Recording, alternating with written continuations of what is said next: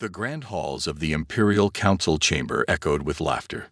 12 council members, dressed in their shimmering ceremonial robes, sat around the massive crystal table, amused by the report before them. Another primitive species. Admiral Marcus wiped a tear from his eye, his deep blue skin crinkling with mirth. "And you want us to be careful of these humans." He spat the word like it was beneath him. Councillor Reed stood alone at the center of the chamber. His plain gray uniform contrasted sharply with the ornate decorations surrounding him. "My lords, our scouts report that these humans have achieved faster-than-light travel in just 3 centuries after discovering electricity. No other species has evolved this quickly." The chamber erupted in another wave of laughter. High Councillor Bennett raised his hand, silencing the room. "Councillor Reed, we appreciate your thoroughness, but let us be clear. This empire has stood for 10,000 years. We have conquered or assimilated over 500 species. What makes these humans special?" Reed activated a hologram showing Earth and its 3 colony worlds. "They're different, my lord. They still wage war among themselves, yet they cooperate to expand into space. They build weapons even in times of peace. Their entertainment media is filled with stories of fighting against overwhelming odds. They're preparing for something." Admiral Marcus stood up, his massive frame towering over the others. "I've heard enough of this nonsense. These humans have exactly 4 worlds. 4. We have 10,000 systems under our control. Their biggest ships are barely the size of our scout vessels." He turned to face High Councillor Bennett. "Give me permission to launch a preventive strike. 3 destroyers should be enough to put these upstarts in their place." Reed's face paled. "My lord, please, at least attempt diplomatic contact first. Why waste time?" Marcus smiled coldly. "A quick show of force, and they'll submit like all the others. The Empire needs to remind the galaxy of its power from time to time." High Councillor Bennett nodded slowly. "Permission granted, Admiral. Take your destroyers and give these humans a demonstration of Imperial might. Nothing too extreme. Just destroy one of their colony worlds. That should bring them to the negotiating table quickly enough." Reed watched in horror as Marcus bowed and left the chamber, already barking orders into his communicator. The other council members began filing out, some still chuckling about the primitive humans. 3 days later, Marcus's destroyers dropped out of hyperspace near the human colony of New Eden. The Admiral smiled as he observed the small orbital stations and the city domes on the surface. Without warning, his ships opened fire. The human defenses crumbled within minutes. Orbital platforms exploded, raining debris onto the planet below. The city domes cracked, exposing the inhabitants to the thin atmosphere. Emergency broadcasts filled the Imperial communications channels as millions of humans fought for survival. But Marcus wasn't done. His ships jumped to the next colony, and then the next. In less than 6 hours, 3 human worlds lay in ruins. The Admiral recorded a message and broadcast it toward Earth. "Submit to Imperial rule or face extinction." Then he waited, expecting an immediate surrender. 1 day passed, then another. A week went by. No response came from Earth. No pleas for mercy. No diplomatic initiatives. Nothing. After 2 weeks, Marcus reported back to the Council. "The humans have gone silent, my lords. All communications with their worlds have ceased. They're probably too shocked to respond. Give them time. They'll submit." Only Councillor Reed noticed something odd in the reports. Before going silent, Earth had broadcast a single message to its surviving colonies. It contained just 5 words. Remember, prepare, unite, survive, revenge. The Empire had made a grave mistake, but they wouldn't realize it until it was far too late. In the darkness of space, humanity began to change. Their forges grew silent only to be replaced by something far more terrifying. The Empire's casual cruelty had awakened a sleeping giant, and in their arrogance, they had missed all the warning signs. The clock was ticking, and when it stopped, the galaxy would never be the same. 5 years of silence changed everything. Deep beneath the surface of Earth's moon, Commander James Stone stood at the observation window of Facility Zero, watching automated factories stretch for miles into the distance. Robotic arms moved with precision, assembling massive hull sections for warships that would make Imperial destroyers look like toys. Status report. He called out to the control room behind him. Production is at 300% of projected capacity, sir, answered Lieutenant Ward from her console. The new nanoforges are exceeding all expectations. Fleet Group Alpha will be ready 2 months ahead of schedule. Stone nodded, his weathered face reflecting in the reinforced glass. In the 5 years since the Imperial attack, humanity had transformed itself. Every factory, every research lab, every industrial facility on Earth had been moved underground or to hidden bases across the solar system. To the outside world, humanity appeared to have retreated into isolation, licking its wounds. The reality was far different. "Show me the weapons test results," Stone ordered. A hologram flickered to life, displaying footage from the asteroid belt. A small, unremarkable ship approached a test target. A chunk of metal and rock the size of an Imperial destroyer. The ship fired a single shot. The beam seemed to bend space itself, and the asteroid simply ceased to exist. "Phase shift cannon successful, sir," Ward reported. "The Imperial shields will have no effect against it. They're still using standard energy barrier technology. They'd never imagined someone would figure out how to shift matter between dimensions." Stone allowed himself a small smile. The Empire's attack had united humanity like nothing before. Every nation, every corporation, every research institution had pooled their resources and knowledge. The result was a technological leap that should have taken centuries. In another section of the facility, scientists were putting the finishing touches on the stealth systems. They had discovered a way to bend light and sensor readings around their ships, making them virtually invisible. The Empire wouldn't see them coming until it was too late. "Message from Earth Command. Sir," Ward announced. "Project Phoenix is complete. All civilian populations have been successfully relocated to the underground cities. Surface structures are now automated decoys only." Stone checked his tablet. The numbers were staggering. 10 billion people moved underground in just 5 years, safe from any orbital bombardment. The Empire thought they were being quiet out of fear.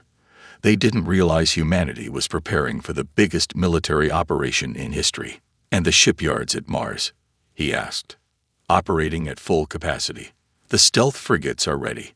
Strike Fleet Beta can deploy on your command." Stone walked to the main strategic display. Hundreds of dots represented their hidden facilities throughout the solar system.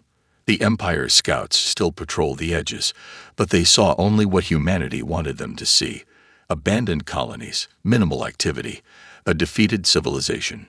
"Sir," Ward's voice was quieter now. "Personal message from your daughter on Earth. She's finished her pilot training. Top of her class. She's been assigned to the first wave." Stone closed his eyes for a moment. His daughter had been 12 when the Empire attacked. She'd lost her mother on New Eden. Now she would be among the first to strike back. "The Empire thinks they broke us," Stone said to the control room. "They think 5 years of silence means submission. They don't understand humanity. They don't understand that we were never fighting wars against each other. We were practicing, preparing. Every conflict, every battle in our history was preparation for this moment." He turned to face his crew. "Send the coded signal to all fleet groups. Operation Phoenix begins in 72 hours. Humanity has been quiet long enough."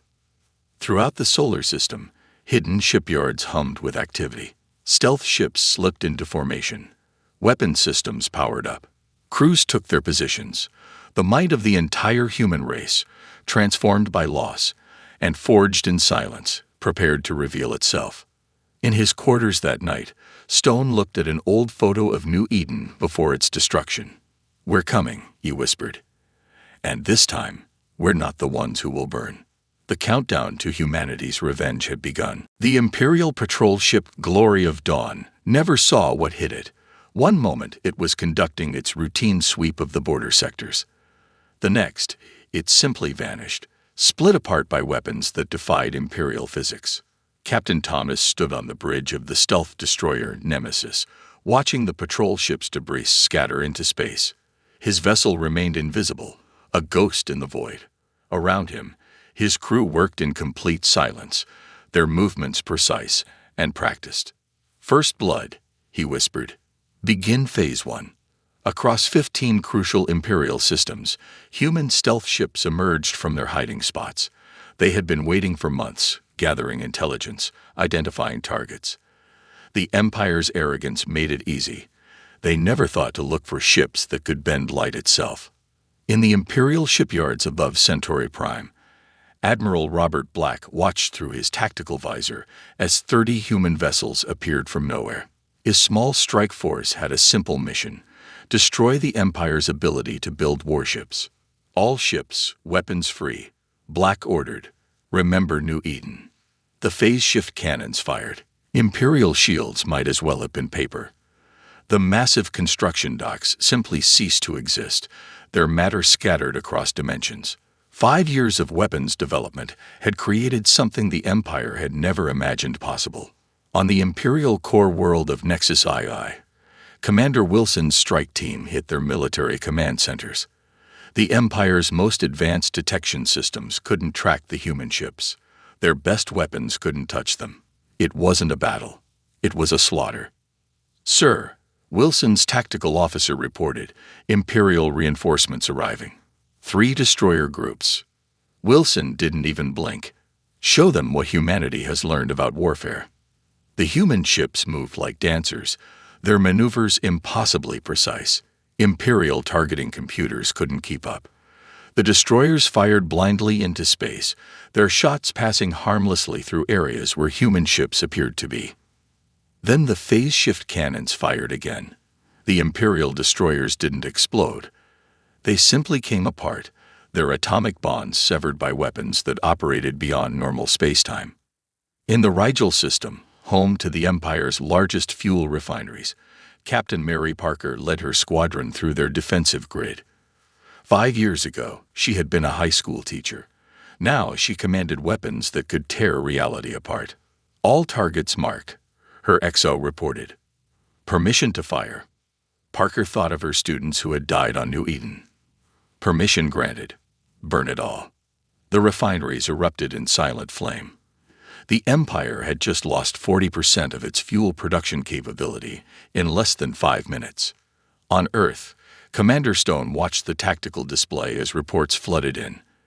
Every strike team was reporting success. The Empire's military infrastructure was being dismantled with surgical precision. "Sir," Lieutenant Ward called out, "Imperial communications are in chaos. They still can't detect our ships properly. They're firing blindly into space." Stone nodded. "Send the signal to begin Phase 2. Let's show them what else humanity has learned in 5 years." Across Imperial space, military bases went dark. Communication hubs fell silent. Shipyards burned. The Empire had spent 10,000 years building its military might, and humanity was taking it apart in hours. In his command bunker, Admiral Marcus of the Empire received increasingly desperate reports.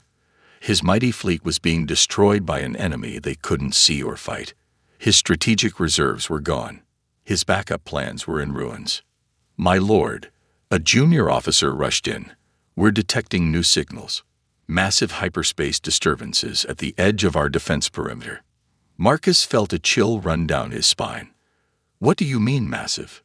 "Sir, it's the main human fleet. These attacks, they were just the advance force."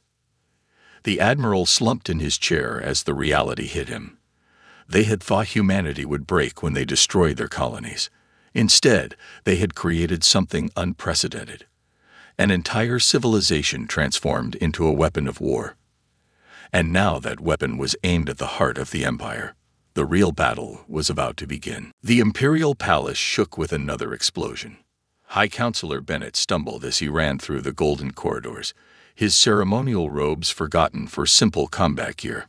Behind him, Counselor Reed kept pace, clutching a datapad that displayed the growing catastrophe.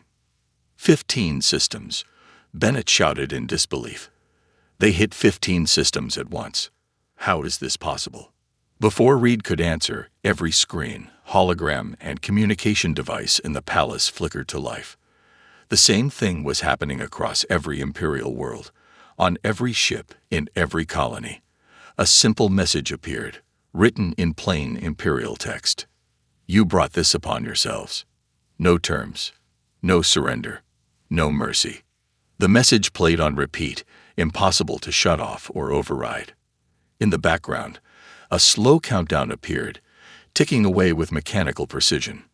In the Imperial fleet's primary command center, Admiral Marcus watched in horror as reports flooded in. The humans had somehow developed weapons that ignored their strongest shields. Their stealth technology made them invisible until the moment they attacked, and they seemed to know the location of every critical military installation. Get me a channel to Earth, Marcus screamed at his communications officer. I'll negotiate. Sir, the officer's voice shook. We're detecting massive energy signatures at the edge of all our core systems. Something big is coming through hyperspace. In the streets of the Imperial capital, panic spread like wildfire. The supposedly inferior humans had just crushed their best defenses like they were nothing. Millions of citizens rushed to evacuation centers, though no one knew where would be safe. The Imperial Council gathered in their emergency bunker, watching tactical displays light up with new warnings. Councillor Reed stood before them again, but this time, no one was laughing. 5 years, Reed said quietly. We gave them 5 years to prepare, and we never once wondered why they were so quiet. They weren't cowering in fear. They were building this. He gestured at the screens showing the destruction of their military bases. What are their demands? Someone asked. Weren't you listening? Reed replied. No terms, no surrender, no mercy. They're not here to negotiate. They're here to end us. In orbit around the capital planet, the crew of Imperial Defense Station 1 watched in terror as their most powerful weapons disappeared into the void, absorbed by invisible human ships. Their sensors couldn't lock onto anything, but they knew they were surrounded. The station commander opened a general frequency. Please, we have civilians aboard. A cold voice responded, like the civilians on New Eden, on Aurora Colony, on New Terra. Did you show them mercy, Commander? The human ships decloaked. They were beautiful in a terrifying way. Sleek, dark vessels that seemed to drink in the light. Their weapons looked almost organic, pulsing with strange energies that Imperial science couldn't explain. The countdown on every screen reached 0. Across Imperial space, massive hyperspace windows began to open. The main human fleet had arrived. The earlier attacks had just been the prelude. In the emergency bunker, the Imperial Council watched their worst nightmare unfold. The human ships just kept coming. Hundreds, then thousands, then tens of thousands, each one larger and more powerful than anything the Empire had ever built. How?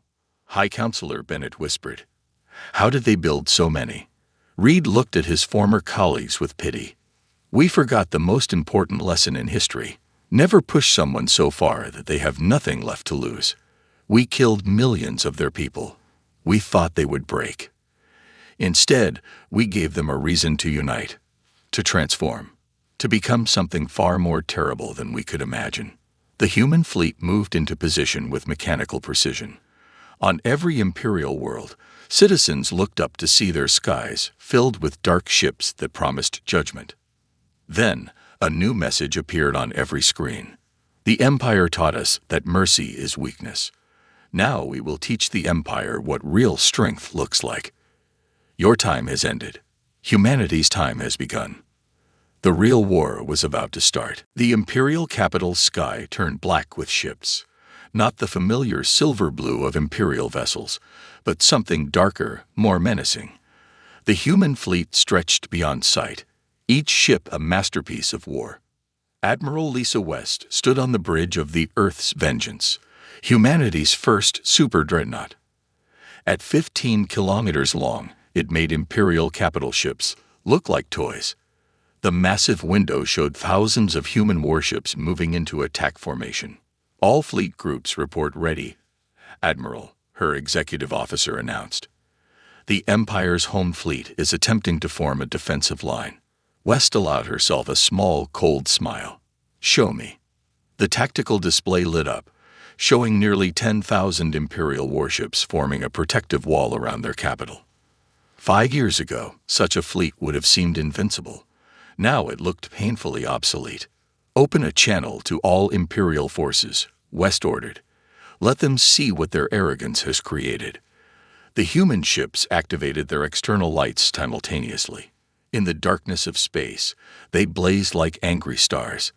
The Empire's sensors finally got their first clear look at what humanity had built. Each human vessel bristled with weapons that didn't exist 5 years ago. Their hulls were covered in strange, shifting patterns that seemed to swallow light itself.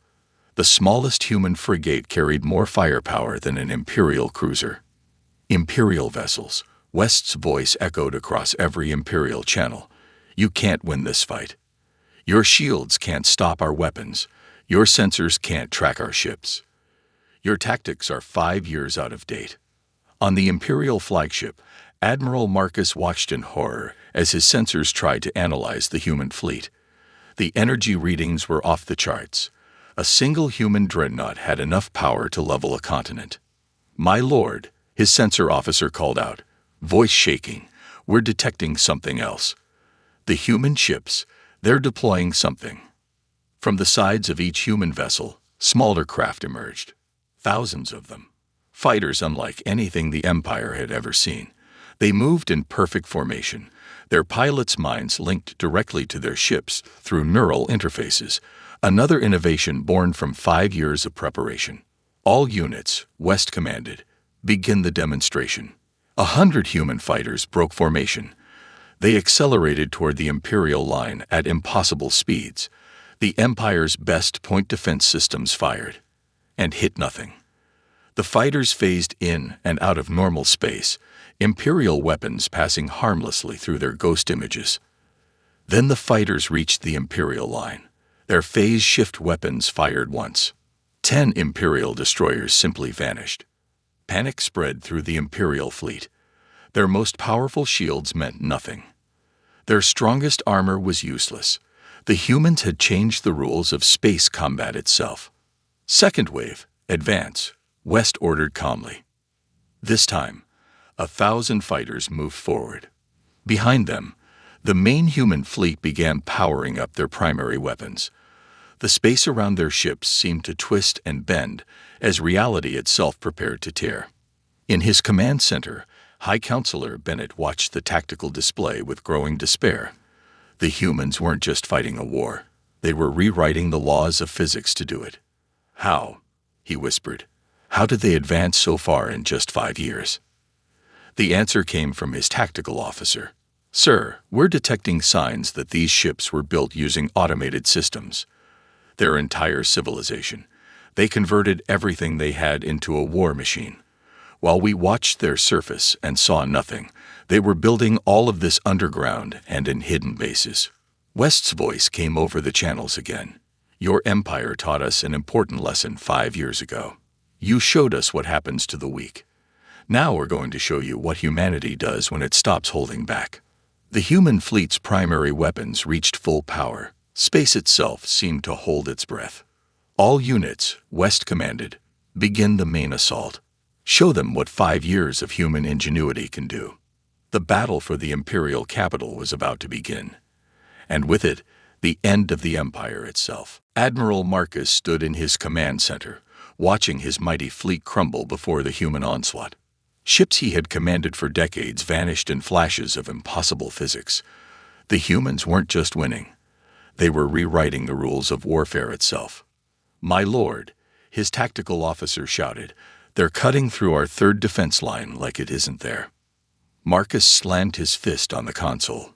Deploy the civilian ships. Position them between our forces and theirs. Even these humans won't risk killing innocents. The order went out. Thousands of civilian vessels, passenger liners, cargo ships, private yachts were forced into a defensive wall.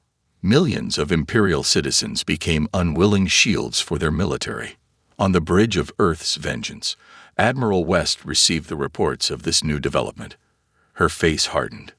"So, they hide behind their own people," she said quietly. "Show them how much humanity has learned about precision." The human fleet's movement changed.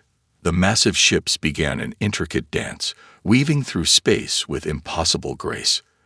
Their phase-shift weapons fired in perfectly timed sequences, creating corridors of safety between the blasts. "All ships, activate the gravity tractor beams," West ordered. New technology, developed in secret, reached out to the civilian vessels. One by one, they were gently pulled away from the combat zone, their passengers unharmed. The Empire's human shield strategy fell apart in minutes. Marcus watched in disbelief. Impossible. The power needed to move that many ships safely. "Sir," his sensor officer interrupted, "the human fleet. They're sending us a message." The words appeared on every screen. "We remember the innocence of New Eden. We will not become like you." Then the real attack began. Human ships phased through the gaps in the Imperial formation, appearing inside their defensive lines. Phase-shift cannons fired with surgical precision, destroying military targets while leaving civilian structures untouched.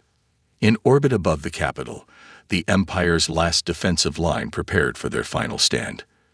10,000 years of military tradition faced extinction at the hands of a species they had dismissed as primitive just 5 years ago. "Launch everything," Marcus ordered. "Every ship, every weapon, every fighter we have." The Imperial counterattack began. Millions of weapons fired at once, turning space into a storm of energy and destruction. For a moment, it looked magnificent, the full might of the Empire unleashed in one desperate assault. The human fleet didn't even try to dodge. The Imperial weapons struck their targets and passed through them harmlessly. The humans had mastered phase-shift technology so completely that they could make their entire fleet untouchable. "Target their command centers only," West ordered her fleet. "Show them the difference between revenge and justice." The human weapons fired. Military installations vanished. Command centers collapsed. Defense platforms ceased to exist, but not a single civilian target was hit. Marcus watched his tactical display turn red as more and more Imperial assets disappeared. His mighty fleet, reduced to running and hiding from an enemy they had thought too weak to fight. "My lord," his executive officer said quietly, "the humans, they're broadcasting to our civilians. On every planet, in every city, the human message played. Your military started this war. Your military will end it. No civilian will be harmed if they stay clear of military targets." The effect was immediate. Imperial citizens began abandoning military installations en masse. The Empire's own people, choosing to trust human mercy over Imperial protection. In his command center, Marcus received the final reports. The human fleet had achieved total tactical superiority. Their weapons were unstoppable, their defenses impenetrable, their tactics flawless. "Sir," his last loyal officer reported, "we're detecting new ships arriving, bigger than anything we've seen yet." Marcus looked at the tactical display one last time. The humans hadn't just beaten them. They had outthought them, outfought them, and most importantly, outbuilt them. The Empire's last stand was over. Now came the moment of judgment. The Imperial Palace's grand throne room fell silent as Admiral West walked through its massive doors. Her simple black uniform contrasted sharply with the ornate decorations around her. Behind her, a group of human officers followed, their faces showing neither triumph nor anger. High Counselor Bennett and the surviving Imperial leadership knelt in the center of the room. Their once magnificent robes were wrinkled and stained. The mighty Empire, which had ruled for 10,000 years, now awaited humanity's judgment. "We expect execution," Bennett said quietly. "It's what we would do in your position." West stopped before them. "That's exactly why we won't do it. We are not you. We never will be." The palace's massive screens lit up, showing scenes from across Imperial space. Human ships were distributing aid to damaged worlds. Medical teams helped injured civilians. Engineering crews repaired critical infrastructure. Your empire taught us the wrong lesson 5 years ago, West continued. You thought you taught us about power. Instead, you taught us about unity, about innovation, about the strength that comes from working together. Counselor Reed stepped forward from the Imperial group. What are your terms? West nodded to one of her officers, who activated a holographic display. The Empire will be reformed, not destroyed. Every species will have equal representation in a new Galactic Council. No single race will hold absolute power again. The terms appeared in detail. Complete military disarmament of the Empire. Free elections on all worlds. Sharing of human technology for peaceful purposes. Joint scientific missions. Open borders for trade and cultural exchange. A united defense fleet with members from all species. But why? Bennett asked. You could destroy us all. You have the power. Power isn't just about destruction, West replied. True power is knowing when not to use it. Your empire ruled through fear. We choose to lead through cooperation. In orbit above the capital, the human fleet began to change formation. The massive warships, built for vengeance, now moved into defensive positions around Imperial worlds. Their weapons powered down. Their fighter screens transformed into patrol patterns. Commander Stone's voice came through the palace's communication system. All fleet groups report ready to begin Phase 1 of the transition. Relief ships are moving into position. West turned to address the entire room. 5 years ago, you almost destroyed humanity. You expected us to break. Instead, we evolved. We transformed our entire civilization, not just for war, but for survival. Now we'll help transform yours.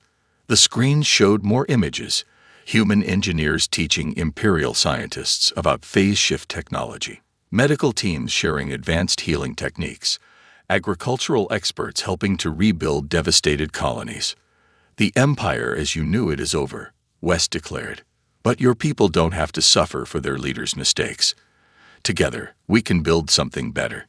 In cities across the Empire, citizens watched in amazement as human ships landed with supplies and aid.